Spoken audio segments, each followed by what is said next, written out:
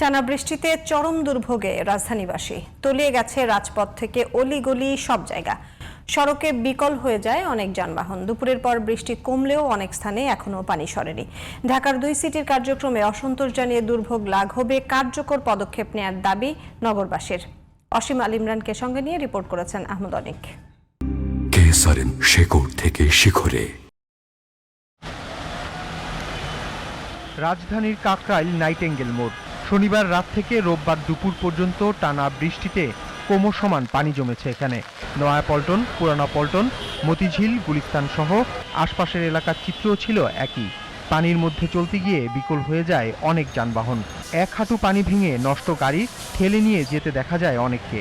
আবার কেউ রাস্তার উপর দাঁড়িয়ে চেষ্টা করেন বন্ধ গাড়ি কোনোভাবে সচল করা যায় কিনা।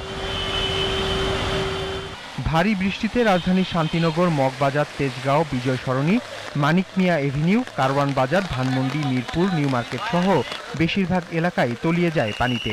কিছু স্থানে উপড়ে পড়ে গাছ। সপ্তাহের প্রথম কর্মদিবস রোববার সকালে বাসা থেকে বের হয়েই দিশেহারা অবস্থায় পড়েন কর্মব্যস্ত নগরবাসী। আমি ওখানে আসছিলাম, আমার এতখানি হয়ে গেছে, আর গাড়ি থেমে গেছে আর কি। একদম অবস্থা খুব ভয়াবহ। একটু বৃষ্টি হইলে মনে হয় যে কোমর সমান পানি হয়ে যায়। নিউ মার্কেটের ভিতরে প্রায় কোমর সমান পানি। কি পানি, পানি আর কি বলুন, বলার ভাষা নাই। আমরাও একটা কাজে গেছিলাম, আসলে এত ভয়াবহ দৃশ্য এটা আমরা আসলে ঠিক কল্পনাও করতে পারি নাই। জলপত্রটা দেখতেছেন, এটা এত ভোগান্তি, এটা সম্পূর্ণ দায়ভাগী আমাদের জনগণের।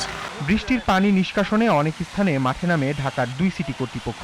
তবে এইসব কার্যক্রম যথেষ্ট নয় জানিয়ে স্থায়ীভাবে সমস্যা সমাধানের দাবি নগরবাসীর। রাজধানী তো আরো ক্লিন থাকা উচিত। এর থেকে দেখা যায় আপনার ঢাকার বাইরে যেসব এরিয়া ওরা আরো ক্লিন, আমাদের তো অবস্থা খারাপ, দেখতেই পাচ্ছেন। 20 বছর ধরে অবস্থা, সব বন্ধ হয়ে যায়, সব 1 ঘন্টা পানি হবে, বৃষ্টি হবে, মুষলধারে সব শেষ। এটার দায়ভারটা কে নিবে? এটার দায়ভার নিতে হবে সরকারের, কারণ সরকার যদি উদ্যোগ করতো আজকে আমাদের এই কোটি কোটি টাকা নষ্ট হয়ে যাইতো না। আহমদ অনিক, জিটিভি নিউজ, ঢাকা।